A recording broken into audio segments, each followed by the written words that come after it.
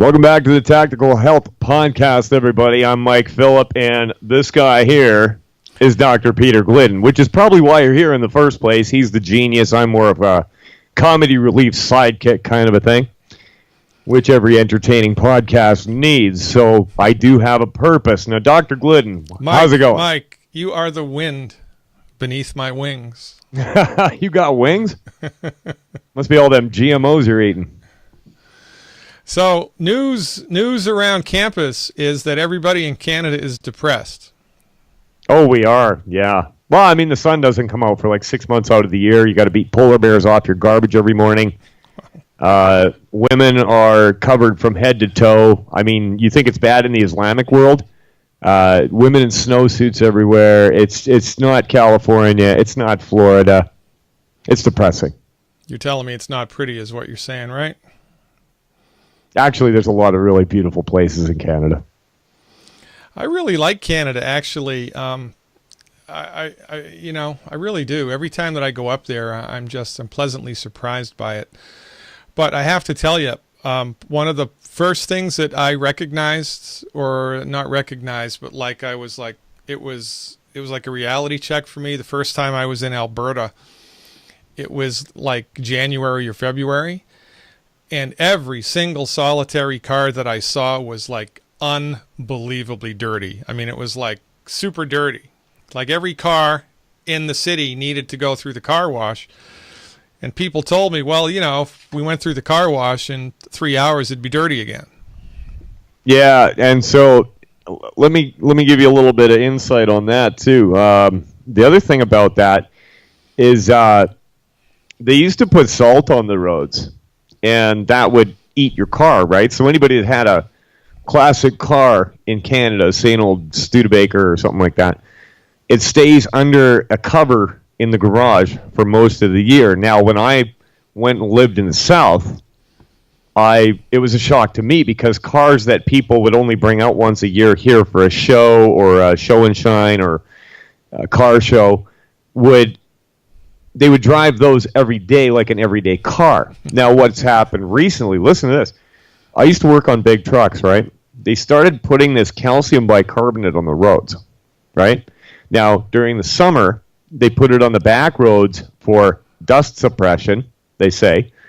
And during the winter, they put it on the roads to melt ice and make it safer. Well, what has happened is this stuff that they're putting on the roads, I would be working on a cabinet on the back of a crane, okay? And we're talking, I'm on a 20-foot ladder working on the top of this thing.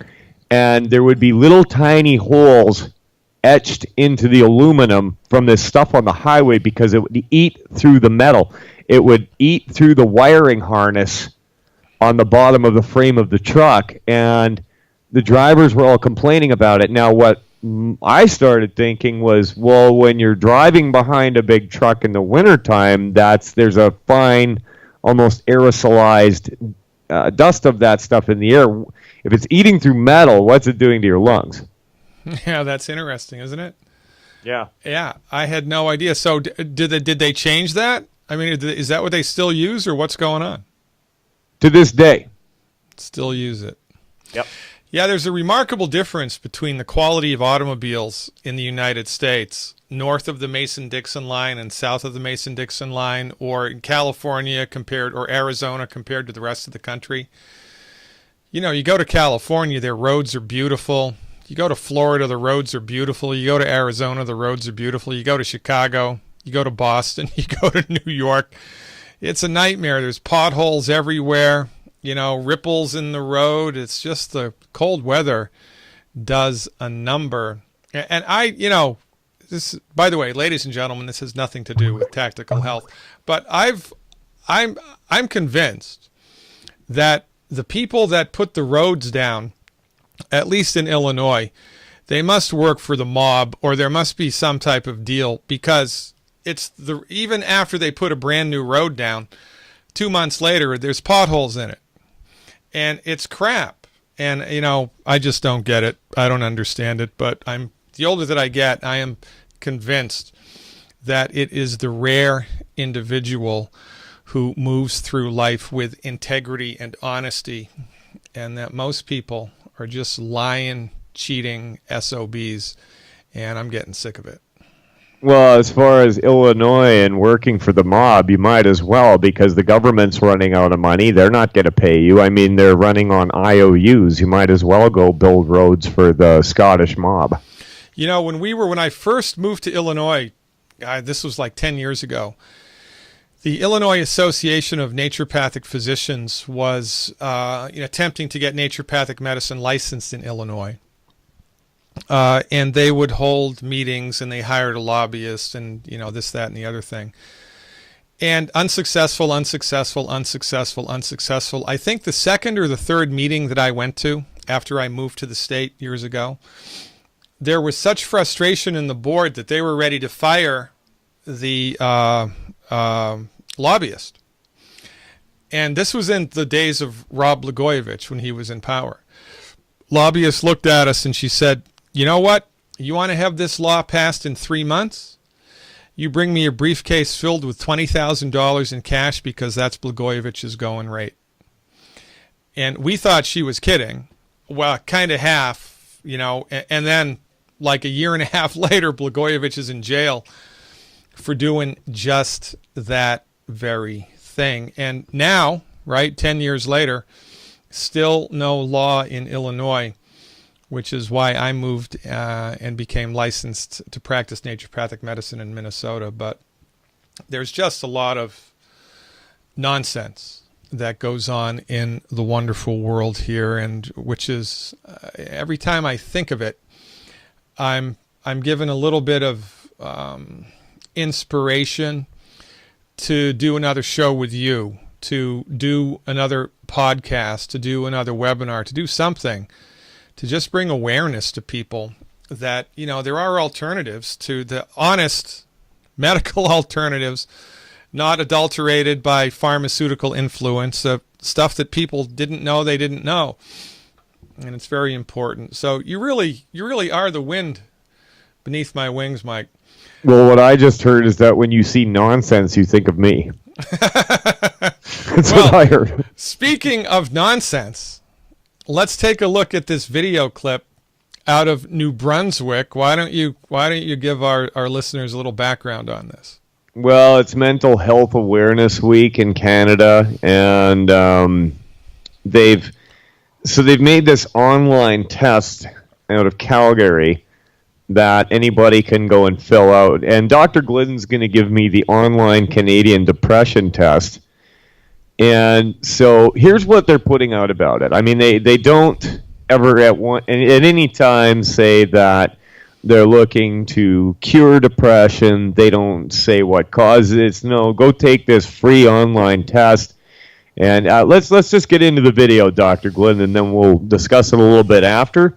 And then we'll give Mike Phillip, who is anti-everything, you name it, I'm against it, the depression test. Roll that clip, Dr. Glidden.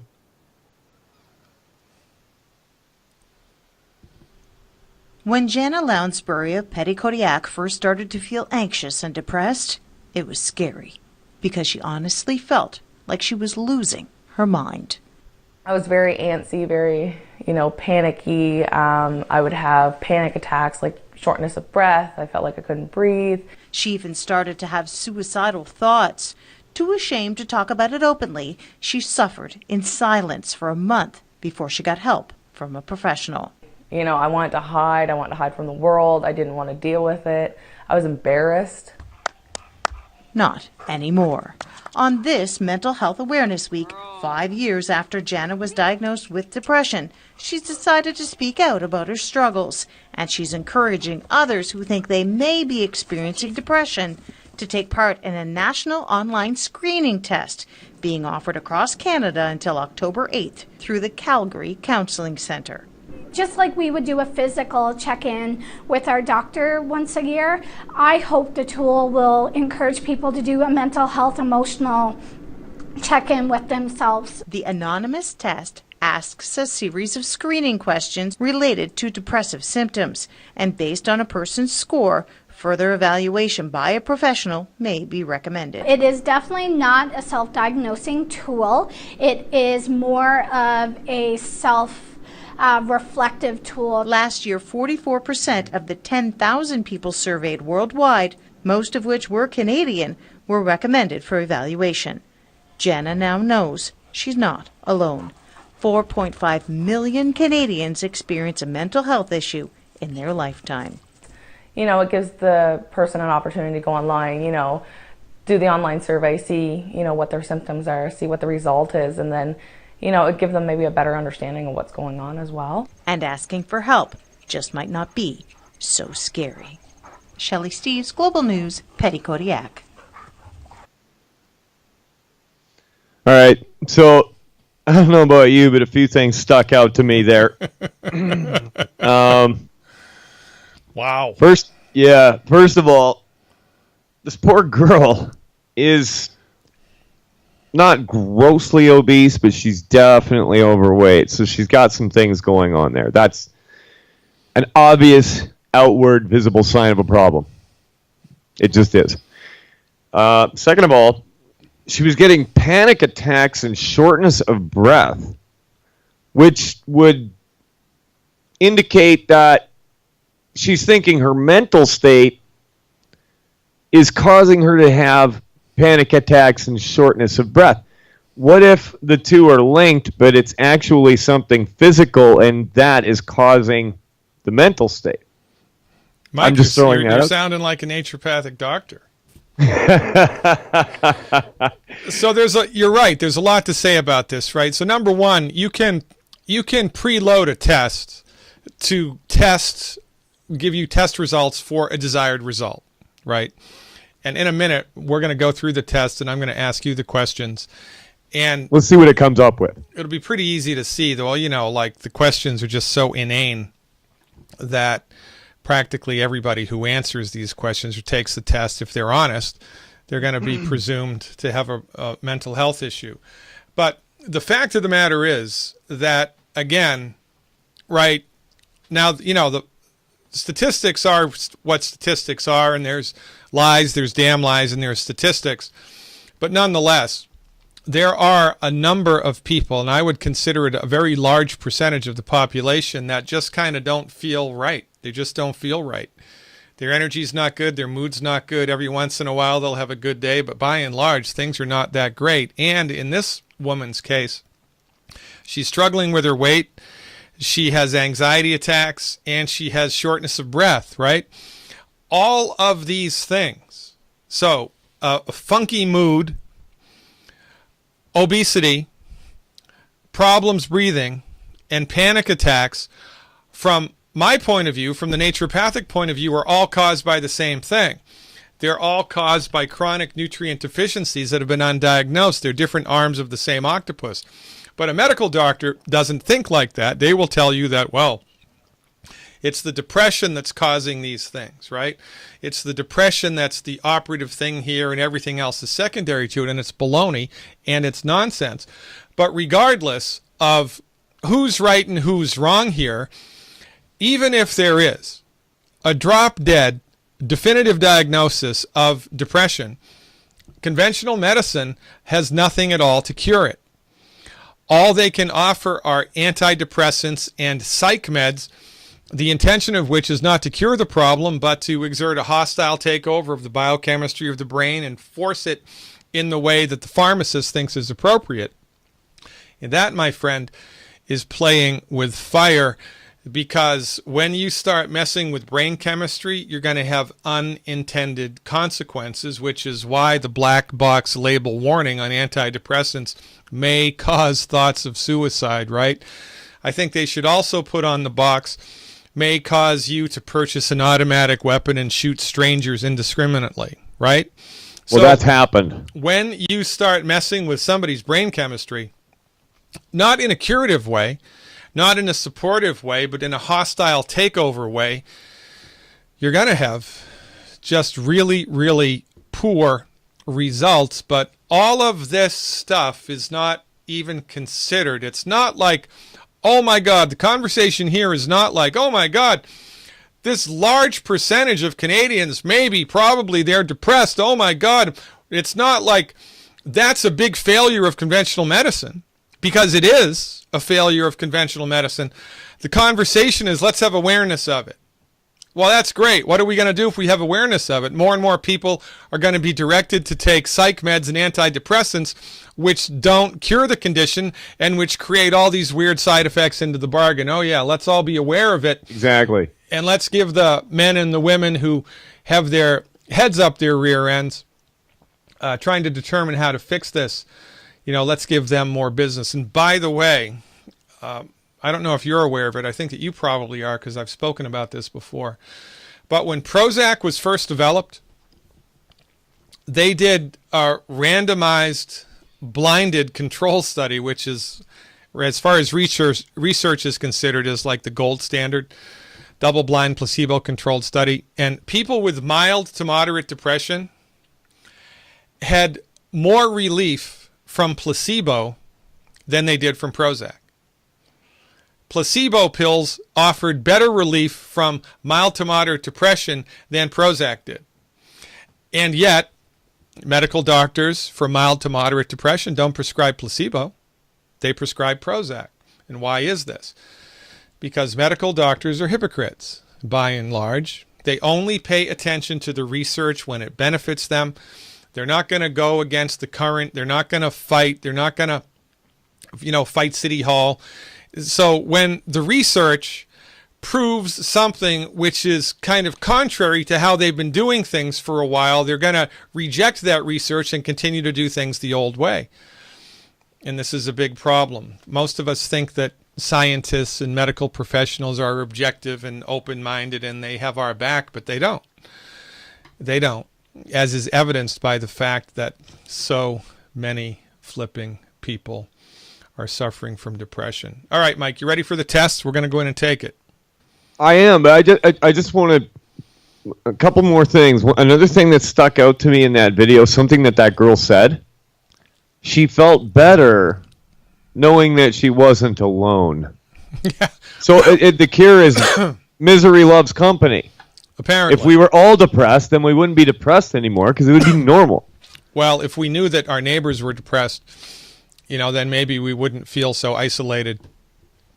We could all get together once a week at church and just have a depressive pity party. I mean, it's nuts. Yeah. And it's good to feel not isolated, right? It's good to feel that you're heard, and it's good to feel that you don't have to hide, But nonetheless, the bigger picture here, the fact that medical doctors, the people who are in charge of disease management, have no idea what causes depression, and they have no cure for it. And right. Under their tutelage and control of the medical marketplace, depression is skyrocketing. You got to be freaking kidding me. Oh, right. And they also, you went into the advent of Prozac, and isn't that they banned tryptophan at the same time? Yeah. Wasn't it? Yeah, I wrote about that in my first book, The MD Emperor. So right.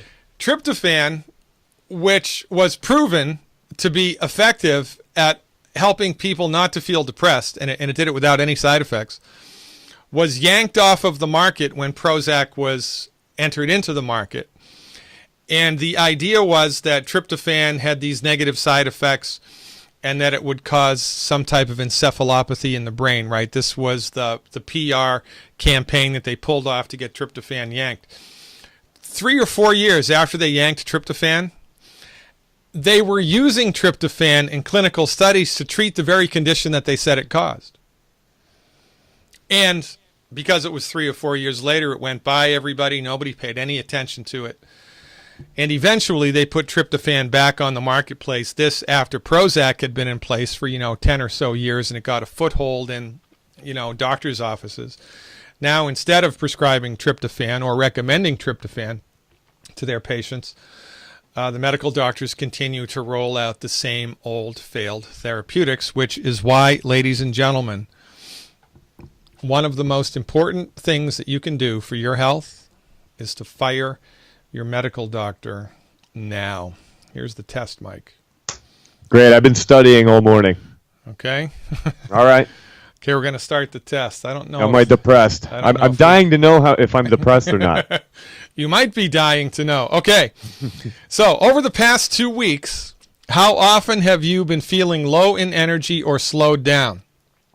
None of the time, some of the time, most of the time, all of the time. Okay, so due to the vagueness of the question, it depends on how many drinks I've had, number one. Number two, am I just going to bed or am I just getting up? Or let's say some of the time. Generally, I've got really good energy, but I could honestly say there are certain times when it's a little bit low. So let's go some of the time. Okay, very good. Next question. Have you been blaming yourself for things? None, some, most, all of the time. Some, because the media keeps telling me that as a white male, I'm responsible for stuff that happened 200 years ago. So I've been definitely blaming myself for slavery. That's my fault. I never had anything to do with it, but I keep having it hammered into my head. I'm responsible for the Native American genocide. So I'm definitely some of the time guilty. I'm a white guy, right? Excellent. Over the past 2 weeks, how often have you had a poor appetite? Well, here's the thing. I take so many vitamins that I'm hardly ever hungry. There are days when I'll have just supper. So let's go with the third one. Most of the time, it is. Next question. I'm not hungry all the time. Have you had difficulty falling asleep or staying asleep in the past 2 weeks? None, some, most, or all of the time? Falling asleep or staying asleep? Now, Mike, this has nothing to do, I'm assuming, with coitus. So do not even go there with me. You're just heading me off at the pass, are you? None of the time, some of the time, difficulty falling asleep or staying asleep. I'd say, again, some, because there's times when I'll wake up and I'll throw on the radio and listen to it because I enjoy that, and I'll just kind of be in and out of sleep. And so let's say some. I sleep pretty good, generally, and I wake up pretty good, but I guess once in a while. Excellent. Have you been feeling hopeless about the future in the past 2 weeks? Yes, the more I watch the news and the more I talk to people and the more I hear political correctness and listen to liberals on the news, I definitely don't have a lot of hope for the future. So let's go with all the time. All the time, hopeless about the future. Every Democrat in the United States feels exactly the same. Right. Over the past 2 weeks, how often have you been feeling blue? Well, that's a highly scientific, technical question. Like, is that if I feel like telling dirty jokes? I mean, things are going to get a little blue around here, or? I'm going to go none. You're right. None or little of the time. You don't strike me as someone who even will go there. And we have to try to give honest answers here, right? All right, fine. My life is not a Patsy Cline song. How often over the past 2 weeks have you had no interest in things? Just don't give a crap about normal day-to-day things. None, some, most. That's such a loaded question because there are. Well, exactly. This is our point, right? This is our point. Right. This test is loaded so that people will, finish the test and they're going to be depressed, right? And that's the whole idea here. But these distinctions are lost on most people. So no interest in things. Some of the time. Yeah, me too. Yeah. You're just so overwhelmed by the idiocy of my fellow human beings that, it's like you got to be flipping kidding me. Right. All right. Over the past 2 weeks, how often have you had feelings of worthlessness? Never. Exactly. Next. Ever thought about or wanted to commit suicide in the last 2 weeks? I'm going to go with all of the time. Well, again, if I'm listening to Nancy Pelosi give a speech or whatever, I do think of sticking a gun in my mouth, but then I remember I can change the channel. Let's say some of the time. I'm going to say none of the time. Let's be honest. You're right. None of the time. I'm not suicidal. How often have you had difficulty concentrating or making decisions? Never. Okay, none or little of the time. No, I'm very decisive. Okay, how old are you? 42. 42. And you are a female. Are you transgendered? Well, Okay. I mean, you can put whatever you want anymore, right? Marital status, married. I wonder what that has to do with it. That heavily factors into depression, I'm guessing. All right, you're Canadian. Not because of personal experience, but Now we need a postal code for some silly reason. Just give me any postal code in Canada. TX9 or T79 Yep. 0F as in Frank Niner. Okay. Am I depressed? First language, English. English. Ever been treated for depression? I'm assuming no. No. No. Are you currently taking any antidepressants? No. No. Next question. Okay. Have you ever been treated for alcohol abuse, cancer, thyroid, chronic pain, diabetes, drug abuse, HIV, heart disease, or seizures? No. Excellent. Have you ever attempted suicide? And no. Submit. Okay. So what am I? You scored between 9 to 16. Which is? It's a very large range, by the way. Okay. 9 to 16. Your symptoms are consistent with a major depressive episode. What? Presence of a major depressive disorder Are is you possible. serious? A complete evaluation is recommended. Can you believe it? Wow. So based on what I said in this test, if I went to a doctor and listen, the people that are taking the test and going to the doctor, they're going to say, I took the online test and this is what I scored. And the doctor's going to say, you did right coming to me, Billy. And you know what I mean? Here's your drugs. Yeah, exactly correct. This is how it's going to go.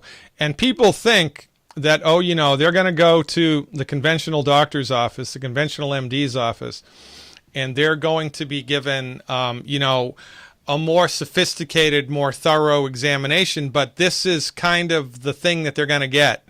It's not really going to be any different from this, which is similar to the thing that was the data that was released last summer or a year ago last summer. It was a very interesting article done by Time Magazine, which and the basic tenor of the conclusion of the research was the more diagnostic testing that people get, the more they're diagnosed with things that aren't really there, and the more unnecessary and expensive treatments that they have. Right. I heard a social scientist talking about this. His name was Tony Campolo, and he was giving a speech, and he was rattling off statistics on people who were depressed and rates of people that go to a psychiatrist or a therapist. And in every single case, if people just rode out whatever was going on, within a short period of time, they would get over it. But the ones that were seeking professional help, it dragged on for years and years and years. Because let's face it, that psychiatrist has no interest in telling you, you don't have to come back on Thursday, Jim, you're fine. You know what I mean? And also, the ideation here, which informs the treatment or the diagnosis in the first place from the conventional medical point of view. And this is often an aha moment for people when they hear this, and then when they think about it, and then when they get it. That your medical doctor or your psychiatrist is trained to believe that consciousness itself is a function of biochemistry. That the body comes first, the biochemistry, and then the biochemistry of the body creates consciousness. So there's no such thing as God, there's no such thing as the spirit, there's no such thing as metaphysical anything, because all of that stuff can't be measured objectively. And since nobody's ever dissected the soul out of the human body, it doesn't exist. So therefore, everything that you think and feel and see and comprehend and everything that happens to you as a human being is 100%, not 90%, 100% a function of biochemistry. So that when you start to have trouble psychologically, the intervention is with chemicals. Man-made synthetic chemicals, the intention of which is to push your biochemistry into happy land. There was a pop song years ago, and it was called "Is It Peace or Is It Prozac?" Right? And I just think it's very interesting. Most people don't understand this distinction, and it's a very important distinction. Look, we're not saying that depression is not a real thing. It is a real thing, number one. Number two, if you, in point of fact, are clinically depressed, the worst thing that you can do, in my opinion, of 29 years of clinical work, is visit a psychiatrist or go to see a medical doctor, because their treatments are inconsistent with the reality of your situation.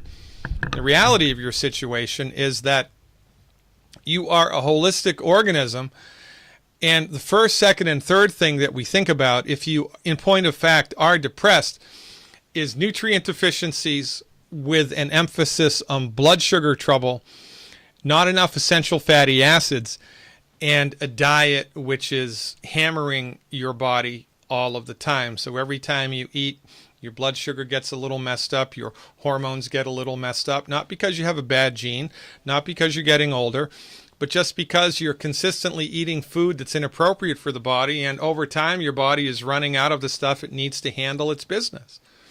So.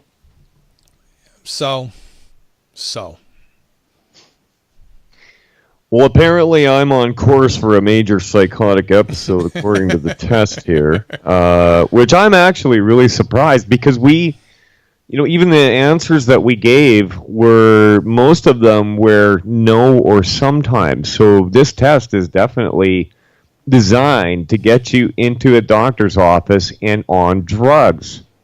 Correct. And, like the fella said, if you're smart enough, you can design a test to test for anything. And a lot of this is what happens with a lot of the research. Now, and remember, it's not a free medical market. It's a monopolized medical market. And in a monopolized medical market, it's good to be the king, and you can get away with murder. So if a pharmaceutical company, in order to get FDA approval or Health Canada approval for a new drug, they're required to do, let's say, and I'm making numbers up, 100 peer-reviewed research articles, research. 100 times they have to check this out, 100 different times. If 90 of those times show a negative result and 10 of those times show a positive result, they're not required to show all of it. They can show whatever they want. And so they're going to show the 10 results that were positive, and they're going to shred the results that were negative. And this happens all the time.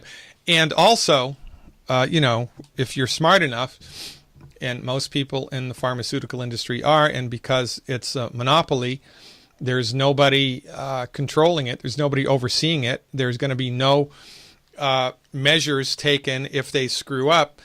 It's very easy to determine, to set up a test beforehand to give you the desired results that you're looking for. And so we go around and around and around and around this medical madhouse, which has been in place for such a long time now that even when conventional medical doctors fail us, even when they develop ridiculous tests like this, even when they harm us, even when they bankrupt us, and even when they kill our loved ones, we keep going back to them on bended knee, and it's time we all snapped out of it.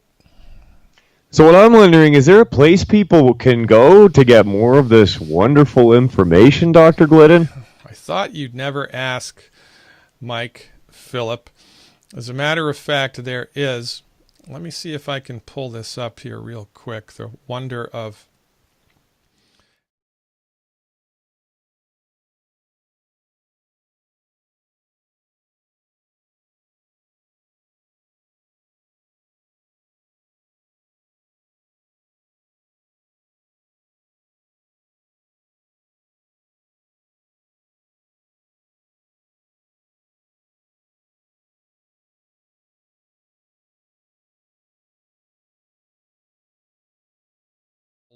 The wonderful world, the undiscovered country of science-based, clinically verified medical nutrition. It's a great place. With tactics that you can use right now to get your health back. It is a great place, Mike. Health. Welcome to it, eh? Boom. Also, if you want to have a conversation about it, you can get a hold of me at MikePhillipHealth@gmail.com. That's Mike, Philip, health@gmail.com. I love talking about this stuff. I do it all the time. Mike, for goodness sakes, whatever you do, don't shoot yourself. I think you're seriously depressed. Well, I'm starting to wonder, man. The test said it. I mean, I can't argue with that kind of scientific, I mean, wow. Yeah, wow is right. It's unbelievable. The amount of BS that's hoisted upon the unassuming public all of the time. But this is what gets me up in the morning. I'm assuming it gets what gets you up in the morning. Although, your energy probably isn't that great, man, because, those test answers. What are we going to do, Mike? I think, do they have Starbucks up there or what?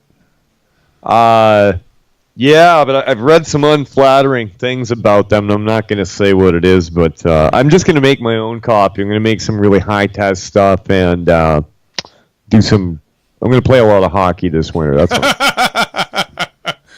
Tacticalhealth.org, ladies and gentlemen. We'll see you next time. Mike, live long and prosper. Thanks, Doc.